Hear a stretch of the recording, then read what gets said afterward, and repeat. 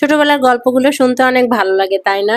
আমি এখনো মাঝে মধ্যে আমার মার কাছে গিয়ে বসি যখন, তখন আমি আমার মায়ের কাছ থেকে আমার ছেলেবেলার গল্পগুলা শুনি। তো আমার যেটুকু মনে আছে আমার ছেলেবেলার গল্পগুলা যেগুলো স্মৃতিপটে এখনো ভেসে বেড়ায় সেগুলোই কিন্তু আপনাদের সাথে শেয়ার করি। তো আজকে একদমই ছোটবেলার গল্পই কিছুটা শেয়ার করব আপনাদের সাথে।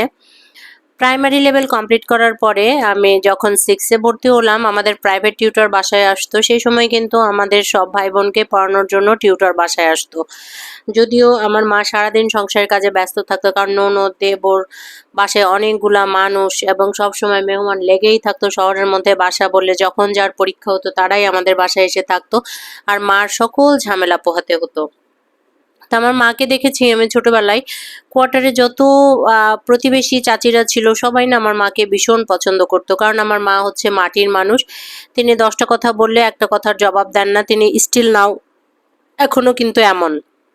একদম অমায়িক একটা মানুষ, এত নরম মনের মানুষ। আমি মাঝে মাঝে রাগ করি যে, "তুমি কেন এরকম থাকো? কেন তুমি কোনো কথা বলো না? কেউ অন্যায় করতেছে দেখতেছে, তারপরে তুমি কেন কথা বলতেছো না?" না, সে চিরকাল একই রকম খুবই ঠান্ডা প্রকৃতির এবং আমার দেখা পৃথিবীতে শ্রেষ্ঠ মানুষ হচ্ছে আমার মা। যে কোনো দিন আজ পর্যন্ত দেখলাম না কারো সাথে ঝগড়া করেছে, কারো সাথে গলা উঁচু করে কথা বলেছে। এবং প্রাইভেট টিউটররা যখন আসতো উনাদের সাথে মানে ওই টিচারদের সাথেই আমরা একসাথে নাস্তা করতাম। এভাবে করতে করতে যখন আমরা ক্লাস 5 পাস করে বের হয়ে এলাম মডেল স্কুলে, তখনও কিন্তু আমাদের সময় ভর্তির জন্য অ্যাডমিশন দিতে হতো। অ্যাডমিশন দিয়ে যদি কেউ পাস না করতো তাকে কিন্তু এই স্কুলে ভর্তি করা হতো না। ঈশ্বরদীর মধ্যে যেমন নামকরা স্কুল ওটা, তেমন কিন্তু স্ট্রিক্ট ছিল অনেক। তা আমার ছোট ২ বোনকে যখন ভর্তি করা হয়েছিল ওরা সামহাও ২ টো জিনিস পারছিল না দেখে ভর্তি করা হয় নাই। পরে ওদের অন্য স্কুলে ভর্তি করা হয়েছিল।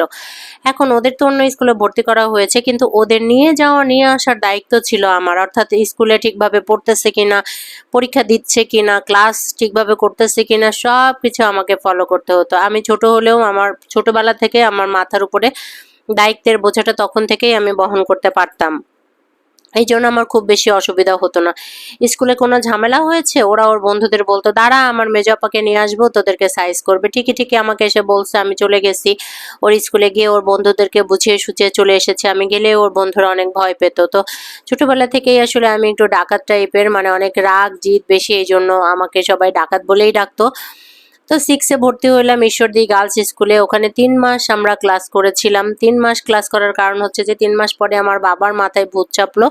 উনি আর রেলে চাকরি করবেন না। উনি চাকরিটা রিজাইন দিবেন। স্বেচ্ছায় বাবা সেই সময় চাকরিটা ছেড়ে দিলেন। কারণ তার যুক্তিকে বা তার সিদ্ধান্তকে আসলে আমি বড় হওয়ার পরে আমি সমর্থন করেছি। যদিও সেই সময় অনেক রাগ উঠেছিল। কারণ তার মাথার উপরে ২ টা ভাই ছিল, একটা বোন ছিল। তার বোনের ফ্যামিলি মানে বোনের ছেলেমেয়েদেরকে তিনি পড়াশোনার খরচ চালাইতেন। আমাদের বাড়িতে থেকেই সবাই মানুষ হয়েছে। আমার দাদা-দাদি ছিল। মানে দাদির বাড়ির যাবতীয় খরচ হচ্ছে আমার বাবাকে বহন করতে হতো। যদিও আজকাল তারা সবাই বড় হয়ে গেছে। বড় হয়ে আমার বাবার খোঁজ নেওয়ার সময় কারোর হয় না। যে যার মতো অনেক ব্যস্ত। কিন্তু আমার বাবা এবং মায়ের ঋণ আমার চাচা, চাচী, ফুফাতো ভাই, বোন যারা আছে এরা কোনোদিন শোধ দিতে পারবে না। আমার দেখা হচ্ছে আমার বাবা-মাকে দেখেছি সবার জন্য করতে। তো ৩ মাস পরেই আব্বা রেলের চাকরিটা রিজাইন দিলেন এবং তারপরে কিন্তু আমাদের বাড়ি করা হলো। বাড়িতে আসা হলো। বাড়ি কোনো রকমে করে উঠা হইলো। তখন চাকরি ছাড়ার পর কিন্তু কোয়ার্টারে থাকতে দিবে না, এটাই স্বাভাবিক। তো আমরাও আমাদের বাড়িতে চলে আসলাম। ভাইরে ভাই, বাড়িতে তো আসলাম। আসার পরে বিশ্বাস করবেন না এলাকাতে নাই কোনো কারেন্ট। গ্রাম বলতে যা বোঝায়। আমরা তো স্থির থাকতে পারতেছি না, কারণ বাসাতে কারেন্ট ছিল, হিটারে রান্না ছিল। সবকিছু ফ্লেক্সিবল একটা লাইফ ছিল। কিন্তু বাড়িতে আসার পরে আমাদের আর কিচ্ছু ভাল লাগছে না। এলাকার মানুষ কেউ কারেন্ট নিবে না। মানে যাচ্ছে তাই অবস্থা। সবার যেহেতু বাগান আছে, বাগবাগান আছে, পাতাখড়ির কোনো অভাব নাই। কেউ কারেন্ট নিবে না। ও কারেন্ট নিবে না তার কারণ হচ্ছে মেন রাস্তা থেকে অনেক দূর পর্যন্ত আমাদের বাড়ি পর্যন্ত তার টানতে অনেক টাকা খরচ হয়ে যায়। কিন্তু আমার আব্বা যেহেতু গরম সহ্য করতে পারেন না, আর আমরা চিৎকার চেঁচামেচি শুরু করেছি, "না আমরা গরমে থাকবো না, আমরা গ্রামে থাকবো না, আমাদেরকে আবার শহরে নিয়ে যান।" আমাদের এই কান্না আর আব্বা সহ্য করতে পারে নাই। পরে শুধুমাত্র আব্বা একা এবং আমাদের এলাকার সবি ভাই নামে এক ভাই আছেন।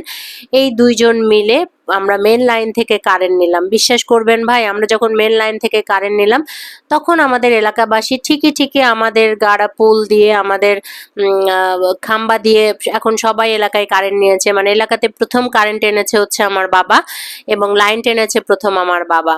তো গ্যাস আসার পরেও যখন আব্বা সবাইকে বলছিল, কেউ তখন রাজি হয় নাই, সবার বাগবাগান আছে। পরে যখন আব্বাও নিজের টাকা দিয়ে আর গ্যাসের লাইন নেয় নাই, এখন সবাই আব্বাকে ধরে, ভাই আপনি একটু ব্যবস্থা করে দেন। তো আমাদের তো আর এত দরকার নাই, কারণ আমাদের সিলিন্ডার আছে। তো কারেন্টের লাইন নেওয়া হলো।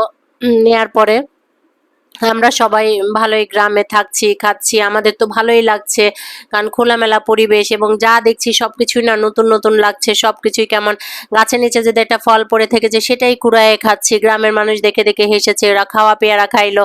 তখন আমরা বুঝি না যে গাছ থেকে একটা পেয়ারা পড়ছে সেটা খেতে হবে না। তো বাড়ির আশেপাশে আমাদের বাড়িতে যদি 10টা আব্বা ফল গাছ লাগিয়েছে, আমাদের দেশের বাড়িতে মানে আমার দাদির বাড়িতে 100টা গাছ দিয়েছে। আমাদের বাড়িতে যদি 10টা মেহগনি গাছ বা 10টা নারকেল গাছ লাগিয়েছে, দাদির জন্য পাঠিয়েছে 100টা নারকেল গাছ। মানে সব সময় হচ্ছে প্রায়োরিটি লিস্টে, আব্বার প্রায়োরিটি লিস্টে থাকতো তার বাবা মা, ভাই বোন, বোনের ছেলে মেয়ে, এদেরকেই সবসময় আব্বা প্রায়োরিটি লিস্টে রেখেছে। এখনো তাই, এখনো তাদের যদি কোনো খারাপ খবর শোনে তাহলে আমার আব্বা মনে হয় স্থির থাকতে পারে না, ছুটিয়ে পালায় যায়। তো গ্রামে আসার পরে আমরা চলছি, এবং যখন আমাদের পরীক্ষাগুলো শেষ হতো তখন কিন্তু আব্বা কখনোই আমাদেরকে কারোর সাথে মিশতে দিত না। আব্বা মা দুজনাই কারোর সাথে মিশতে দিতেন না। আমাদের কথাই ছিল যে আমাদেরকে তখন হচ্ছে সিডি প্লেয়ার এনে দিত, এবং আমরা বাসায় বসে টিভি দেখতাম। তো আব্বার কথা হচ্ছে, যত মানুষের সাথে মিশবা, যত মানুষের সাথে সময় কাটাবো, তত গীবত চর্চা হবে, মানুষের সাথে নানান কথাবার্তা আলোচনা হবে। তার থেকে ভালো তোমরা বাসায় বসে টিভি দেখো।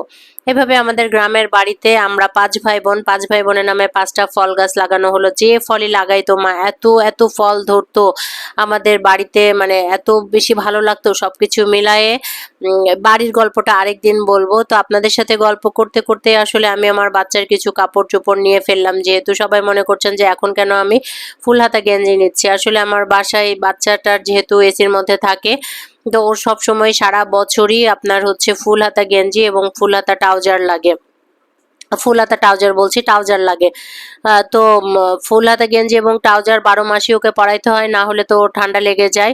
আর যদিও অনেক সময় আছে যে এসির মধ্যে ও ঘেমে যায়, হাঁফাতা পরাইতে হয়। তো আমি আসলে ওর সেফটি ইস্যু চিন্তা করে এইটা রেখেছি। তো আপনাদের সাথে আরেকদিন অন্য কোনো গল্প নিয়ে হাজির হব, কিভাবে আমি গ্রামে এসে গ্রামের স্কুলে ভর্তি হলাম, গ্রামের জীবন আমার কেমন ছিল, ক্লাস 6 থেকে 10 অবধি কিভাবে পার করলাম, সবকিছু আপনাদের সাথে শেয়ার করবো। আসলে অনেক কিছু শেয়ার করতে ইচ্ছে করে, কিন্তু মানুষ যখন অনেক খোঁচা দিয়ে কথা বলে তখন আর ভাল লাগে না কিছু করতে। তো আজকে এ পর্যন্তই। আমার চ্যানেলটি সাবস্ক্রাইব করবেন, পাশে থাকবেন। সবাইকে thank you for watching, by.